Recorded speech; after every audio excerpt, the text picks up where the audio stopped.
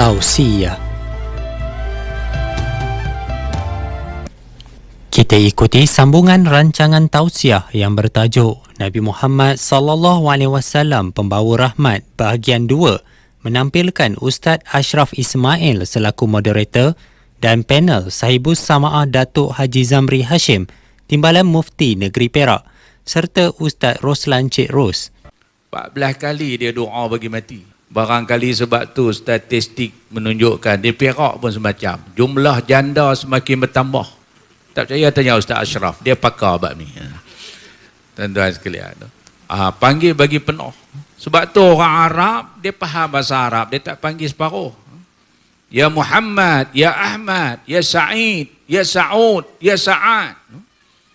Mari orang kita ad, id, ud. Tuan-tuan yang dirahmati Allah sekalian. Kan? Dipanggil Rasulullah, Ya Rasulullah. Isteri anak dia panggil Ya Rasulullah. Kita kalau dapat gelaran lah, tu imam jadilah. Orang panggil kita tu imam di luar rumah aja. Mari masjid, apa khabar tu imam, sila tu imam. Kalau balik ke rumah, adakah isteri dia nak kata tu imam nak teh kata imam? Tak ada lah tuan-tuan. Itu kelebihan Rasulullah.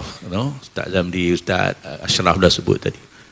Demikian juga Allah Ta'ala lebihkan umat-umat dia, iaitulah kita semua. Alhamdulillah tuan-tuan.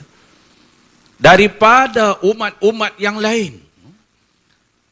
Banyak perkara lah kalau kita nak perinci, tak sempat lah tuan-tuan. Nabi Allah Adam alaihi salam, bagaimana yang diriwayat diceritakan oleh Syekh Samarkandi dalam kitab dia, bahawa Nabi Muhammad sallallahu alaihi wasallam Allah lebihkan dia daripada aku 4 perkara.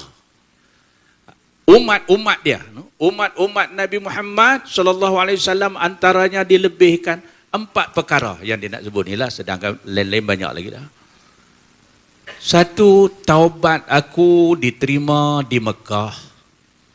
Sedangkan taubat umat-umat Nabi Muhammad sallallahu alaihi wasallam diterima di mana-mana saja.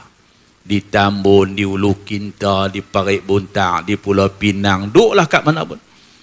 Apabila kita bertaubat kepada Allah, Allah terima. Innallaha tawwabur rahim.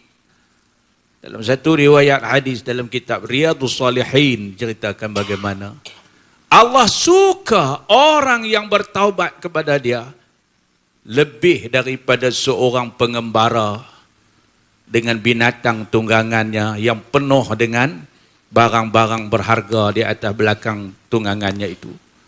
Dia berhenti rehat di tengah padang pasir. Tiba-tiba dia jaga-jaga, kenderaan dia hilang, barang-barang dia pun royuk semua kali. Tengah padang pasir, nak cari kamar. Dia pun berputus harapan, tak ada lah habis lah, tak ada rezeki. Duk tak berapa lama, tiba-tiba mari balik unta dia.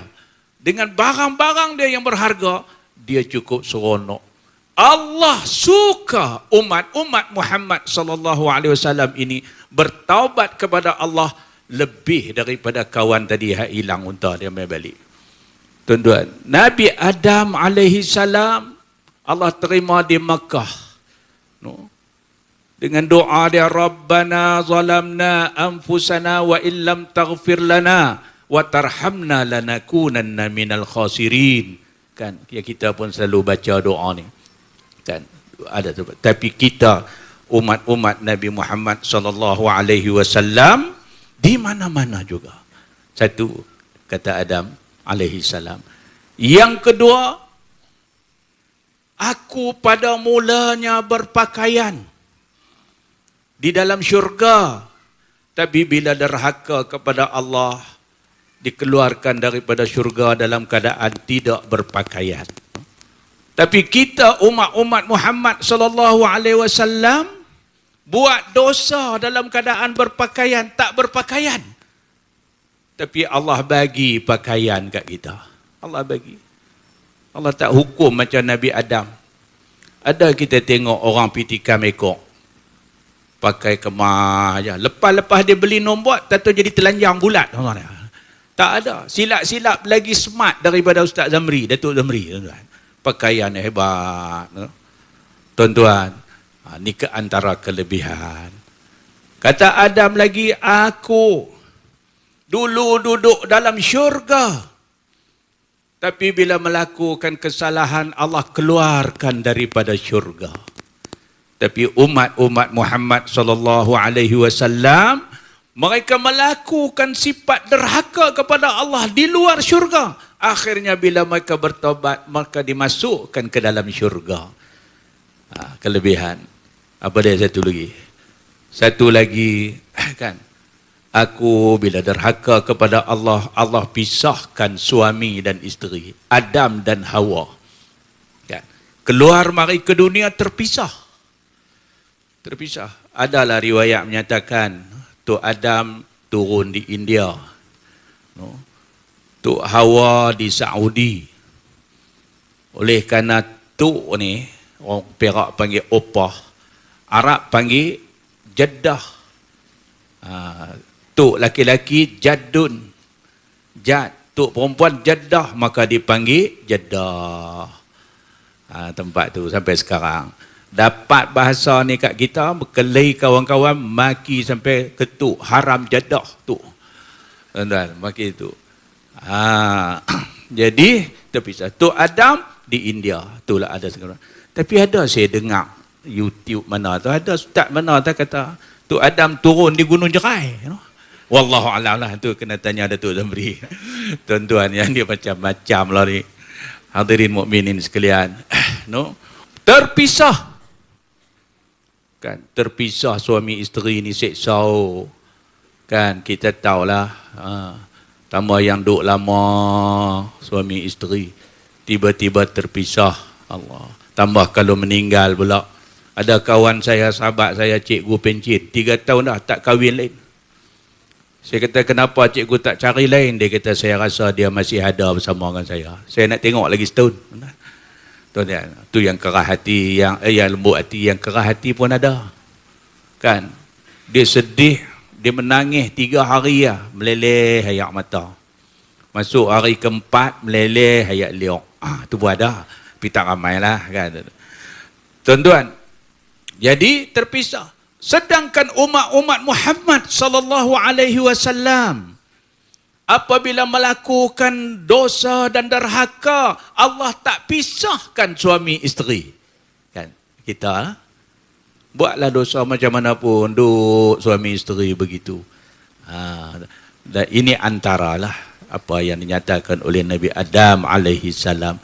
Kalau kita tengok pula dari segi amal ibadah, Allah bagi keistimewaan kepada kita umat-umat Muhammad sallallahu alaihi wasallam cukup hebat, tak macam umat-umat lain. Pendek kata, umat-umat Rasulullah sallallahu alaihi wasallam ni diberi keistimewaan buat kerja sikit tapi upahnya banyak. Kan? Upah banyak. Tuan-tuan, umat dulu sembahyang 50 waktu, ada yang sembahyang 50 waktu. Kita hanya sembahyang 5 waktu. Tapi sama dengan umat-umat dulu, sembahyang 50 waktu. Kan? 1 waktu kita sembahyang, pahalanya sebagaimana umat dulu sembahyang 10 waktu. 5 waktu kita sembahyang, macam umat dulu sembahyang 50 waktu. Tapi jangan tuan-tuan silap faham dah. Dia kata sekali sembahyang 10 waktu, 5 kali 50. Oleh yang demikian, mari kita sembahyang 5 waktu, lepas tu 10 hari pula baru kita sembahyang. Hak ni dia cerdik tak kena gaya. Kelebihan yang Allah Ta'ala berikan. Banyak tuan-tuan amal-amal ibadat kita yang dilipat gandakan oleh Allah Subhanahu wa Ta'ala daripada umat-umat dulu. Kan ada dari segi taubat. Balik macam tadi kan. Ada umat dulu kita baca dalam tafsir yang menyembah ajal, anak lembu. Macam mana mereka bertaubat? Mereka hendaklah membunuh orang yang tak sembah anak lembu akan orang yang menyembah Sehinggalah mereka tak gamak nak bunuh. Lalu Allah datangkan awan kelam. Tuan-tuan, kita tak sampai ke peringkat itu. Jadi bersyukurlah kita jadi umat-umat Rasulullah sallallahu alaihi wasallam ini. Sebab tu ada diriwayatkan Nabi lain pun ada yang alangkah baiknya kalau kami dapat jadi umat-umat Muhammad sallallahu alaihi wasallam ini. Banyak kelebihan, tuan-tuan. Di akhirat pula, walaupun kita umat-umat yang terakhir, tapi kita adalah umat-umat yang akan dulu ke syurga Allah Subhanahu wa taala. Umat yang pertama yang akan dibangkitkan di mahsyar Allah Subhanahu wa taala. Umat yang pertama dibicarakan, umat yang pertama yang akan menuju ke syurga Allah Subhanahu wa taala. Hadirin mukminin yang dirahmati Allah sekalian, ada riwayat menyatakan kita besok di akhirat, apabila berlaku kiamat, setelah malaikat meniupkan sangkakala dia yang pertama, lalu dimatikan manusia dan dimusnahkan alam ini. Kemudian bila ditiup-tiupan yang kedua, dikembalikan roh kepada jasad. Roh yang pertama dikembalikan ke jasadnya ialah Rasulullah sallallahu alaihi wasallam. Tuan-tuan, yang dirahmati Allah sekalian, sedangkan Nabi dan umat lain belum lagi. Adalah juga riwayat yang tak berapa kukuh lah menyatakan mula Rasulullah, kemudian sahabat-sahabat dan orang mukmin yang dimakamkan di perkuburan Baqi' Madinah. Kemudian summa Ma'ala, kemudian orang yang dimakamkan di perkuburan Ma'ala, Mekah. Lepas Ma'ala, barulah orang-orang ipuh dan yang sewaktu dengannya di kalangan umat-umat Muhammad sallallahu alaihi wasallam. Umat lain belum lagi. Tuan-tuan yang dirahmati Allah sekalian, dan Allah Subhanahu wa taala pula bagi keistimewaan pula kepada Rasulullah untuk umat dia dapat memberi syafaat kepada umat-umat dia yang dinamakan syafaatul uzma atau syafaatul kubra, syafaat yang besar kepada umat dia. Dalam satu riwayat menceritakan di akhirat besok umat-umat Rasulullah sallallahu alaihi wasallam ini akan dikumpul di mahsyar Allah, mahsyar yang begitu dahsyat, keadaannya yang begitu cemas, yang begitu panas. Ada orang yang peluh dia sampai buku lali dia, sampai lutut dia. Lalu umat-umat Rasulullah sallallahu alaihi wasallam ini dikategorikan kepada 3 bahagian, 3 golongan. Golongan yang pertama ialah umat-umat yang akan masuk neraka tanpa hisab. Wa na'udzubillah. Bukan kita, insya-Allah, tuan-tuan. Umat yang kedua ialah umat yang akan masuk syurga tanpa hisab. Ini umat yang beruntung. Dan ketua kumpulan ini ialah Rasulullah sallallahu alaihi wasallam. Masuk syurga tanpa hisab, tuan-tuan, Allah cukup seronok. Kita bawa kereta pakai smart tag pun seronok lah, tak gaduh berhenti kan. Cuma takut habis bateri lah, dia tak mau buka lah. Tuan-tuan, tanpa hisab. Azab yang besar di akhirat ialah bila kita kena berdiri lama di padang mahsyar untuk menanti hisab. Itu yang paling besar, tuan-tuan. Tapi golongan ni tak ada ditimbang amalan dia, terus dibawa ke syurga. Dan golongan yang ketiga, umat yang akan dihisab dulu, barulah menentukan syurga dan neraka. Tuan-tuan, mula-mula ketat mahsyar. Lalu Allah Subhanahu wa taala perintahkan malaikat bawa golongan yang pertama dulu. Kumpulan yang masuk neraka tanpa hisab. Malaikat pun bawa dengan penuh kejam sebagaimana yang disebut dalam surah Az-Zumar. Tuan-tuan, begitu dahsyat, pegang cempung tau tu. Habis puak tu. Maka mahsyar pun agak longgar sikit. Rupanya yang ramai puak tu. Jaga, tuan-tuan. Mudahan kita tak masuk dalam golongan tu. Kemudian Allah perintahkan malaikat bawa umat yang istimewa ni, yang akan menuju ke syurga tanpa hisab. Berjalanlah mereka dengan penuh kemuliaan. diketuai, didahului oleh Rasulullah sallallahu alaihi wasallam. Sampai di pintu syurga, tuan-tuan. Rasulullah berhenti di situ dan dipersilakan umat-umat yang bertuah ini untuk masuk syurga. Allahu Akbar. Inilah saat paling bahagia bagi kita jadi umat-umat Rasulullah. No? Masuk syurga, Rasulullah tunggu di pintu syurga. Saya mari tadi rela tunggu suruh masuk parking tu pun rasa seronok lah. Tu belum pengerusi dia lagi. Kan rasa syok. Orang lain tak boleh masuk tangkun tu, kami boleh masuk. Ni masuk syurga, Nabi sambut, tuan-tuan. Habis dah semua masuk. Udkhuluha bisalam. Masuk semua. Lalu malaikat penjaga syurga tanya, ya Muhammad, kenapa engkau belum masuk? Jawab Rasulullah sallallahu alaihi wasallam, aku diberi izin oleh Allah untuk memberi syafaat kepada satu lagi kumpulan umat-umatku. Ketiga tu. Tuan-tuan, ni betul jadi umat Rasulullah. No? Rasulullah pula punya sayang kepada umat dia. Dia dah berada di tepi pintu syurga, minta tangguh nak masuk syurga. Pasal kalau saya lah pederah masuk syurga, lantak bila hampa dulu ceramah, saman sampai bersusun, kena. No? Punya pengajar dia apa? Kan hari ini nak rehat. Tapi Nabi tak. Cinta dia kepada umat. Lalu Rasulullah datang dan beri syafaat kepada umat-umat dia golongan yang ketiga. Tuan-tuan dan banyak lagi. Inilah dia istimewanya. Kita menjadi umat-umat Nabi Muhammad sallallahu alaihi wasallam. Tuan-tuan, di samping rahmat yang begitu besar yang Datuk Zamri sebut pada kita, setiap syariat yang dibawa oleh baginda adalah memberi rahmat kepada umat di dunia dan di akhirat.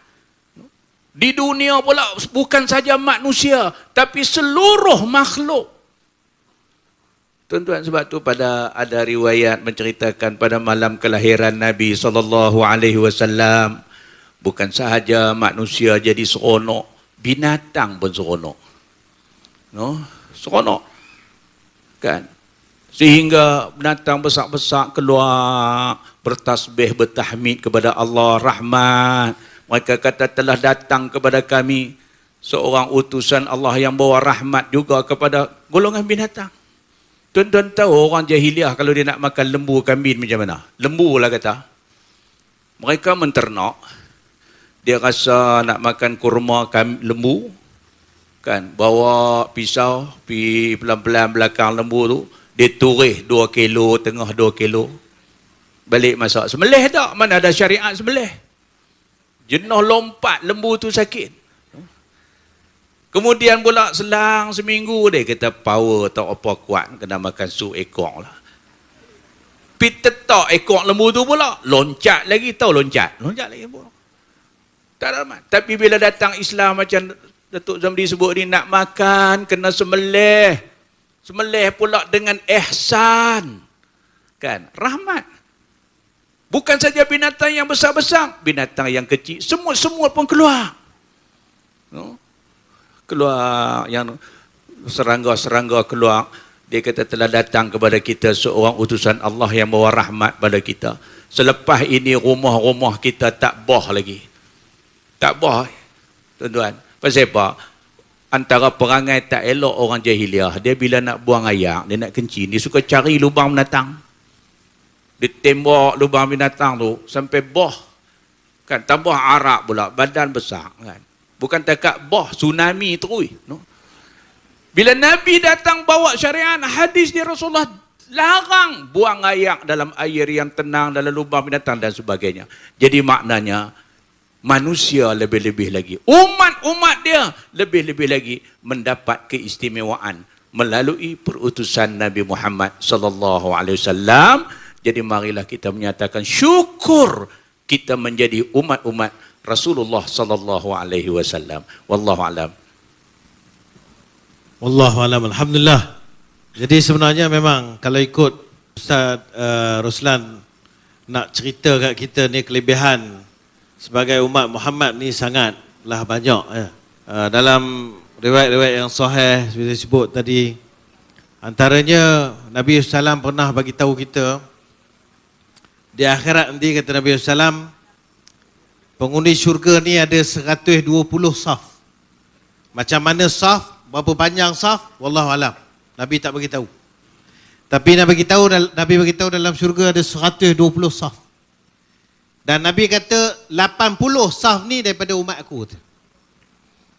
Dan ni dikuatkan dalam hadis-hadis yang lain menunjukkan bahawa 2/3 daripada ahli syurga adalah daripada kalangan umat Nabi Muhammad sallallahu alaihi wasallam. Subhanallah. Begitu tingginya nilai. Kalau dunia ni kita dapat pun kita dah rasa rahmat sangat dah. Sebut tadi, macam untuk binatang, untuk apa sebagainya. Apatah lagi bila yang kita dapat ni rahmat di akhirat, rahmat di akhirat. Itu sangat besar lah. Subhanallah. Dan satu lagi hadis saya teringat. Nabi SAW sebut, likulli nabiin da'watun mustajabah yad'u biha wa uridu an akhtaba da'wati syafa'atan li ummati fil akhirah. Hadis muttafaqun alaih. Nabi kata setiap nabi dulu, setiap nabi ni termasuk Nabi Muhammad SAW, Nabi ada doa yang mustajab. Nabi-nabi ni ada doa mustajab. Dan nabi-nabi dulu semua dah guna, dah minta dah doa yang mustajab ni. Macam-macam lah. Ya. Sama ada untuk umatnya, untuk sebagainya. Seperti Nabi Musa AS, ya, melepaskan kepungan daripada Fir'aun. Ya. Tapi kata Nabi SAW, aku simpan doa ni, aku berkeinginan untuk simpan doa ni supaya aku boleh selamatkan umat aku nanti di akhirat. Itu subhanallah, ini salah satu daripada kelebihan kita berdasarkan daripada apa yang dinikmati atau apa yang dapat oleh Nabi masih lagi nak beri kepada kita umat Nabi Muhammad sallallahu alaihi wasallam. Jadi alhamdulillah, saya tambah aja sikit daripada apa yang telah disebut oleh Al-Fadhil Ustaz Roslan Cik Ros tadi. Ya, tentulah kita sangat beruntung, oleh itu perbanyakkanlah selawat atas Nabi sallallahu alaihi wasallam sekurang-kurangnya sebagai tanda kita sayang dan cinta kepada Nabi sallallahu alaihi wasallam. Baik, seterusnya saya tak boleh cakap banyak. Terus kepada panel kita yang pertama untuk round yang kedua. Kita ada 2 round je, jangan risau tuan-tuan. Insya-Allah. Jadi Nabi SAW pernah mencontohi perkara tersebut ketika Nabi berada di Madinah. Tapi mungkin dalam suasana yang sedikit berbeza, tapi ada persamaan. Jadi dalam pada kehidupan itu adalah para ulama kita menyebut perkataan ataupun menggunakan kaedah-kaedah tasamuh sesama Muslim. Ya, kadang-kadang disebut ta'awun, kadang-kadang disebut juga sekarang ni dipopularkan perkataan ta'ayush. Macam mana yang dikatakan kita sebagai umat Islam dalam suasana kehidupan masyarakat majmuk ini seperti yang ditunjukkan oleh Nabi Muhammad sallallahu alaihi wasallam. Silakan tu. Terima kasih Ustaz Ashraf.